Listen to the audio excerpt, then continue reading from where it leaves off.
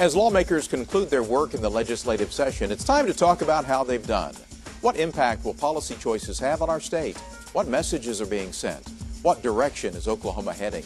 Key questions regarding today's big topic as longtime Capitol observers analyze the legislative session today on Oklahoma Forum.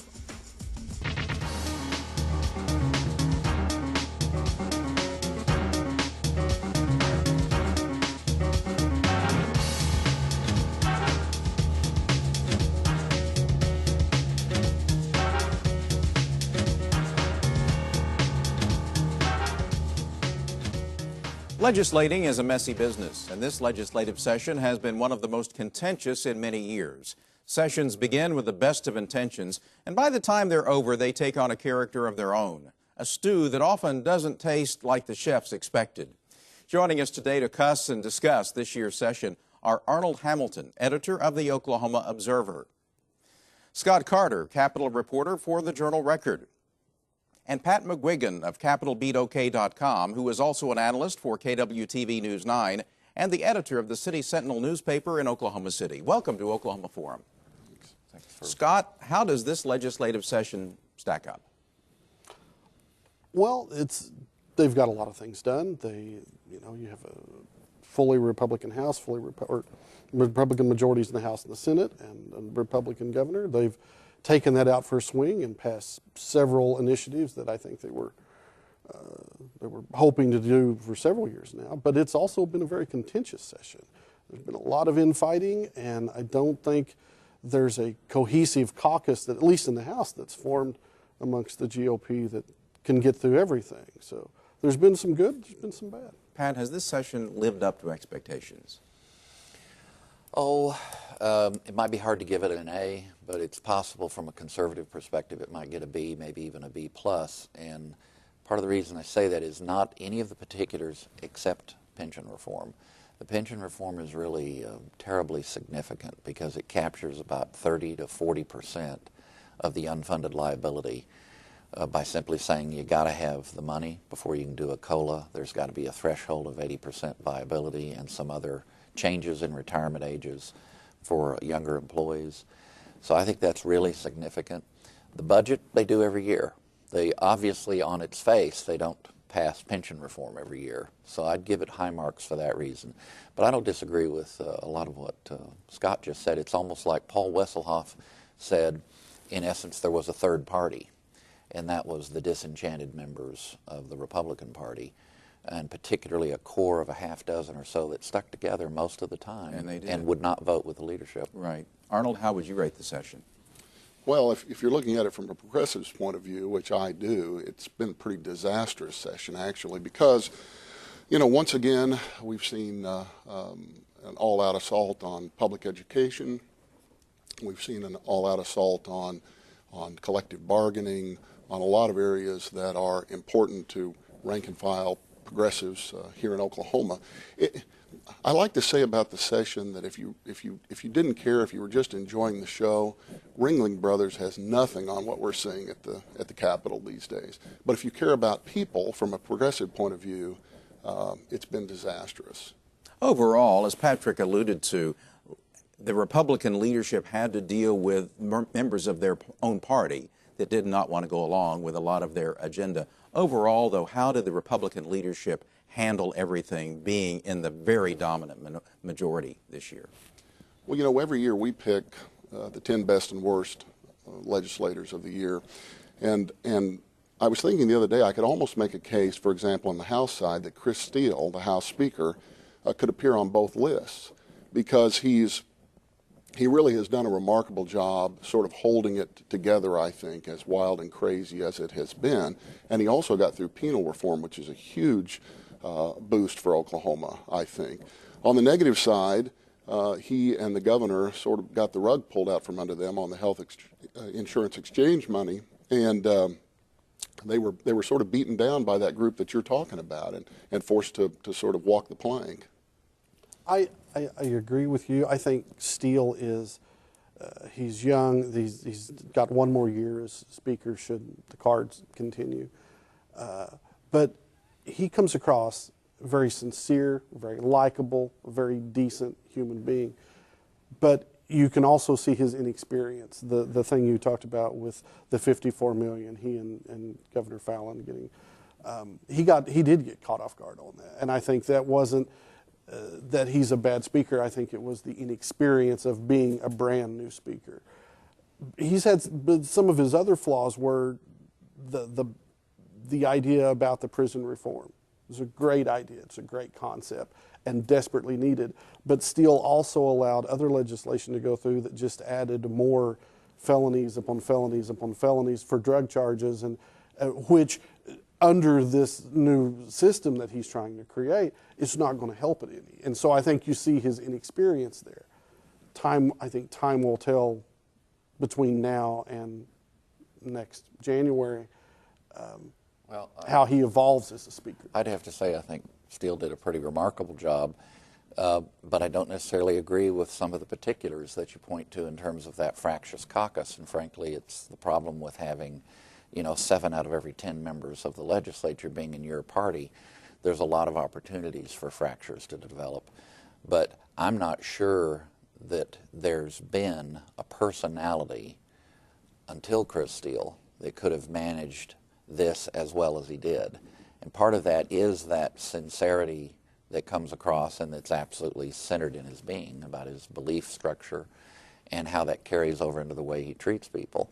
I agree with that. I mean, I agree I agree with that. So I'd give Steele higher grades than maybe the legislature as a whole. How did the Democrats do? This was their first year to be in a distinct minority where there wasn't really much that they could do. How did they handle that role? If I could jump in, I think Inman, there were times I was disappointed in some of his rhetoric, but having said that, I was amazed at how much discipline he was able to keep in his caucus, because after all, looking at it and grading it from the outside, it is a power game, as Hedrick Smith wrote years ago for the New York Times. And just analyzing it, he kept that group together. The thing that surprised me was that he was able to continually work with Mike Reynolds pretty effectively in putting that group of 5 or 6 together, and occasionally, actually quite frequently, Randy Terrell was in on that. And that would have given me some pause if I was Mr. Inman. But nonetheless, they had this block of votes, and they were able to impact the emergency clauses, which is very important in terms of the timing and effectiveness of laws. And they obviously had an impact on the budget. Specifically, Ken Miller pointed out, the state treasurer pointed out this week, that it's the highest number of combined negative votes on a budget, maybe ever, but certainly in recent legislative cycles. And to do that required that the Democrats hang together, and they did. Arnold, how do you think they did? Yeah, I think they did very well also. And you're right, being able to work with sort of the raucous caucus side of the Republican aisle really helped them out. And that was really their only option because they just didn't have the numbers to do much of anything else. But they held their own on some budget issues. They did pretty well in redistricting. It was a lot smoother on the House side than it was on the Senate side. That was very striking, too. The House redistricting was an intriguing exercise in a different kind of power. And in a way, it's fed by the advantage that this particular legislative body has of being the first one driven by term limits. With the natural rotation out of some incumbents, a very high number of incumbents, Steele and his lieutenants were able to make a decision. Let's initially, at least, take care of the guys that are here, the guys and gals that are here. And by doing that, it started to define other things. And you had a surprisingly peaceful process there. And a strong vote at the end. Scott? I think that with regards to the Democrats, I think that the House Democrats showed much more discipline than the Senate. There seems to be a greater unity there. In the Senate, some of those guys from southeastern Oklahoma, they're going to go their own way. Jerry Ellis he's not easily corralled, and I think. Inman told me, matter of fact, he told me this today, that the Democrats were tired of compromising with the GOP and then getting beat up for it on the campaign trail. He said, we're not doing that anymore. We're not going to give them the ability to go out and what we worked with them to do beat us up for it later. And I think when they all adopted and absorbed that message, that's why you see so much of that discipline now. That's a perfect example of that was the immigration bill. Let's drill down just a little bit. Let's talk about some specifics here, and I want to start with the budget first, and we'll get to immigration and some other topics, hopefully. What's your reaction to the way the process rolled out, to the way it all played out in developing the state budget this year and the priorities that were established? It's from a conservative perspective, I think it's a tinkering budget. Now, some of the tinkering was rather significant, but there was it's hard to make the case that this is a right-sizing budget, because right-sizing, at least the way the terminology has been used since the Reagan era, meant giving up certain functions of government or turning certain functions back to some other sector, whether the local level of government or to the private sector. This was not that kind of a budget, but it did for the first time touch in a fairly significant way education, even though education, public safety, and health care were comparatively protected. They finally got to the point where to balance the budget, which is required by law, it's not remarkable. They have to do it every year. But to do that, they had to go where the money is. And it's about 52, 53% of the budget is education of one form or another, most of that in common ed. So it's a tinkering budget. It's a conservative budget in a certain sense of the word, but it's not a right-sizing budget. Arnold? Well, you know, part of the problem with the budget, I think, this year, and part of this is Republicans sort of having control of all the levers of power for the first time and trying to figure out how to make this all fit and then with the, you know, differences within the caucus itself. But it seems to me that, you know, Republicans have talked for years in this state about the fact that we have a spending problem. We don't have a revenue problem. And I think they're right. The problem is how we're spending the money. You know, we're 47th in what we spend per pupil in this country. We're 49th in teacher pay, those kinds of things.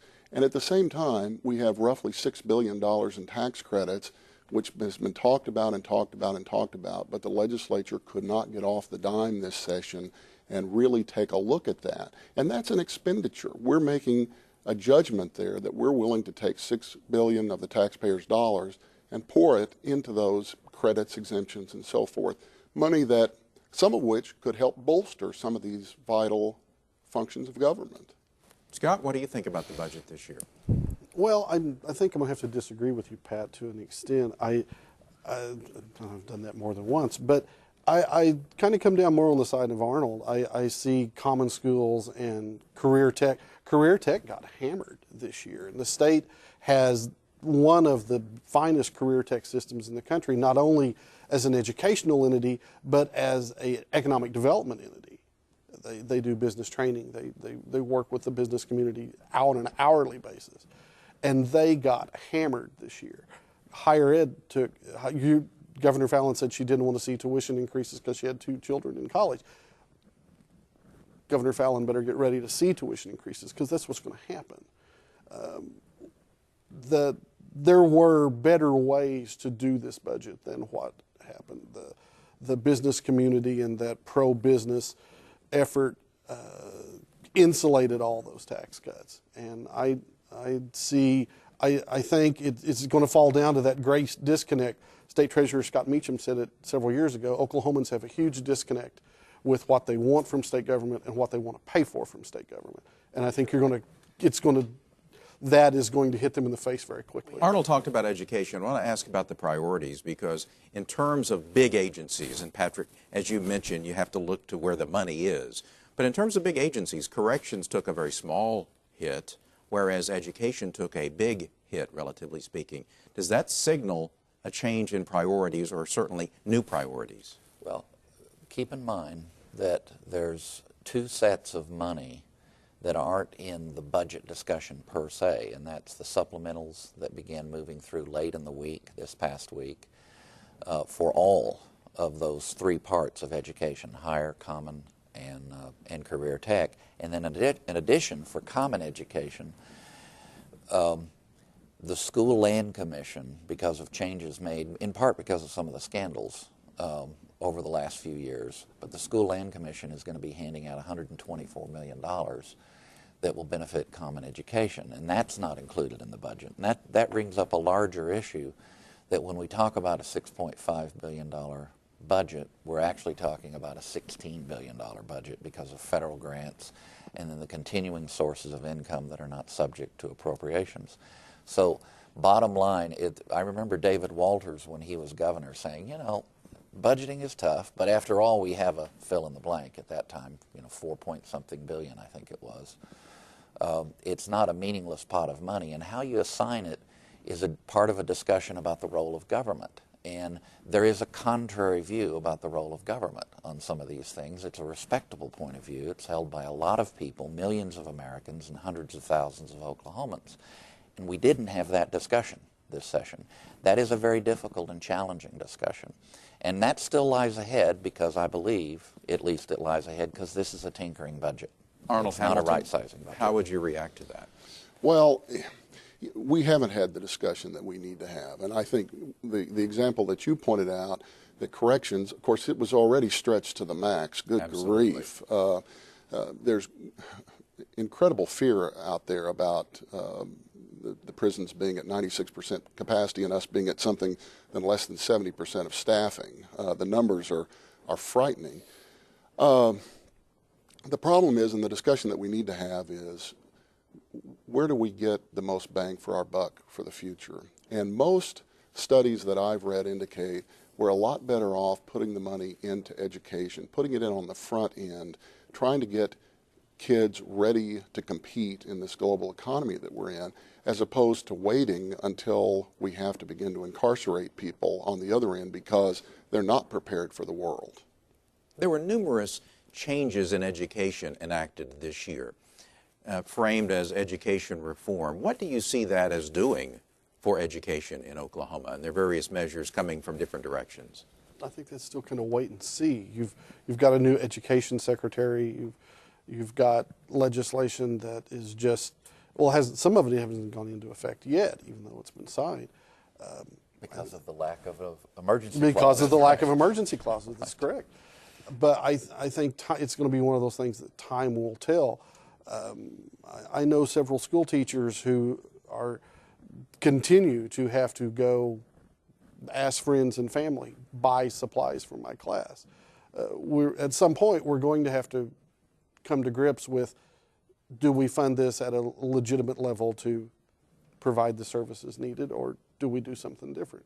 It goes back to your discussion, both of you are talking about. Well, in structure and function of government, and including public education, there's another discussion that's an area where sometimes liberals and conservatives come together. When you compare us to a state like Iowa, for example, and some of the other plain states that are further north in terms of the number of public school districts. Now, small school administrators make a case very passionately that because of the multiple kinds of things they do, they're actually more efficient than big city school administrators. But it is instructive to consider the number of school districts we have. Now, in the big picture, 54, 56 million, you know, well, what if we could gain half of that? You know, half of the costs of paying our superintendents, and move our percentage that's devoted to classroom instruction and let the pot of money stay the same, and move that percentage from 50, 51, 52% closer to 2/3 in the classrooms. There would be a big impact, and it costs a lot of money unless you reallocate, unless you look at the role and function of public education, how it's done. And that wasn't a discussion that was really joined this year. There were other bills, social-oriented bills, that had mixed results. A couple of abortion bills were passed. Immigration. What happened to immigration this year? Status quo. At the end of the day, it's the status quo. There was a lot of talk, but it really Would you agree with that, I would Scott? agree with that 100%. I think you saw the business community really push the legislature, especially after the fight over 1804 a couple of years ago, and the lawsuits that were spawned by that. You saw them really push the legislature to tone down not only the rhetoric of immigration, but the ideas that were coming out and trying to be put into law. You saw there were several immigration bills that started. Then immediately at the beginning of the session, the Speaker and the Pro Tem created an ad hoc committee to kind of coalesce those into all one bill. Well, that didn't just happen by accident. There was an effort there. And it's like Patrick said, I think the end result was we're at the status quo right now. Arnold Hamilton, what happened with those social issues that seemed to go by the wayside? It really was more of a pro-business legislative session when you saw birther bills and gun rights bills and immigration bills that could be categorized as more social legislation that really didn't get much of a hearing. No, but we did see some of that go through. Presidential birth certificate, for example, if you're going to run for the presidency in Oklahoma. Ironically, on the same day, of course, that Obama released his birth certificate. It was kind of an interesting dichotomy. But remember, before the session started, Kris Steele suggested that maybe we ought to tone that down. Maybe we really need to focus on the business of state government and government services. And you remember he was shellacked pretty good. He got beat up pretty bad for that. So did Mitch Daniels, and Mitch Daniels still governor of Indiana and thinking about running for president. So getting beat up even within your own caucus is not necessarily a negative. Well, I think, but Mitch may be a little more used to that than Kris Steele was. Maybe he's been at it a little longer. Yeah. Scott, the governor decided to give back $54 million in health care money, and that was a reversal of a previous decision. Is that a short-term political move, or is that an indication of a change, that the federal government may play a smaller role going forward? Certainly federal dollars may be turned back. It doesn't happen across the board, but is that just an indication that this might be something that we'll see here? I think on areas like healthcare, you may see that may be more of a policy in Oklahoma where we refuse things like that. But at the same time, you will see the state immediately turn to the federal government and say, we had another tornado and we need a federal disaster declaration. And so it may be that that money that was originally earmarked for healthcare ends up in FEMA money.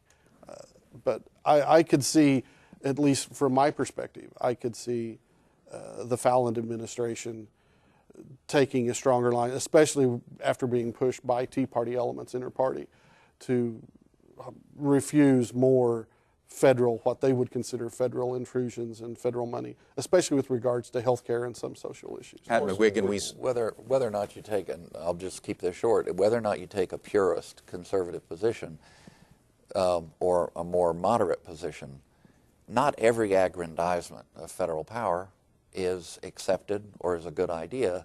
And in litigation, that's proven to be the case, that sometimes these expansions of power are slapped down by the courts. That might happen here because about half the states are challenging it. Go ahead. Well, I was just going to say, at the same time, we're happy to tap into the federal match on the hospital provider fee, for example. So it really, I think, is on a case-by-case basis. And what I learned from that whole episode was that the I'll call them the ultra-right crowd, for lack of a better term, is a lot stronger in the Senate than I thought. I thought the House was where it was going to really exert its influence and be a force this session. But really it was in the Senate where that developed. And that's why I think Steele and Fallon both got blindsided. Well, there's ad hoc progressivism, just like there's ad hoc conservatism. So Well, I want to stipulate that. If you watch the provider fee work its way through the legislature, and it was brought out by Doug Cox, who you could not portray as a flaming liberal by any stretch of the imagination. But they trotted that out, and the Speaker, the Pro Tem, talked about it from the beginning, saying, this is probably a good idea, this is something we need to do. And then it seemed to go underground for a while. And the people, especially the Oklahoma Hospital Association and other groups who were fighting for that bill, they planned and planned and planned, and I think they had to respond countless times to certain little groups who were calling it hidden taxes. They spent the entire session doing that. we have about a minute left. I want to give each of you 15 seconds to wrap it all up. What was the message and the direction that you saw that was emanating from this year's legislative session? What can we take away from this year's session? The times, they are a-changing, but not completely and not yet. It's sort of a silly way to put it, but things are changing, but not as dramatic as might have been expected. Scott Carter? 15 seconds. I would tend to agree with Pat to a point. There's a new game in town, and that game is evolving, but nobody knows how it's going to end. Arnold Hamilton, what's the message? What's the direction? Well, I think it's a real tug of war, and I think that as people begin to feel the impact of these cuts over the next couple of years, we're going to have a real debate in Oklahoma about right-sizing government. And we'll have that debate at some point, but not today. Right here. Right here, because we're out of time for today. But I want to thank you for joining us today, Scott Carter, Pat McGuigan, Arnold Hamilton. Thanks very much for joining us on Oklahoma Forum. Up next, a look at other stories making headlines around the state in Hometown News.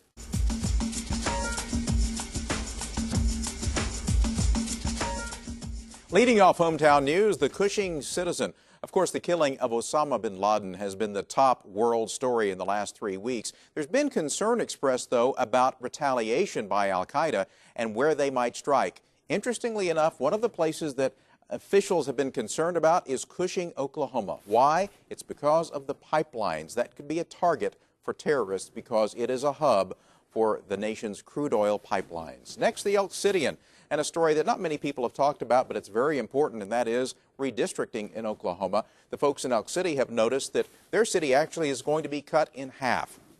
Part of District 60 will be now moved to the west into Canadian County. So if you are a voter anywhere in the state of Oklahoma, you need to pay attention to redistricting and how your district might have changed. And from the Boise City News, a story about the drought that is lingering in Oklahoma. You can see the red area, which is western Oklahoma and into the Panhandle. It is expected over the next 2.5 months the drought will remain the same or will even intensify, so be careful out there. If you have a question, comment, or suggestion about a topic you'd like to see covered on Oklahoma Forum, let us know by email at forum@oeta.tv. You can also contact us and follow us on Twitter. Videos of Oklahoma Forum programs are available on our website and on iTunes. You can find extra information on the Oklahoma Forum website and blog and become an Oklahoma Forum fan on Facebook. Until next time, I'm Dick Pryor, and that's Oklahoma Forum.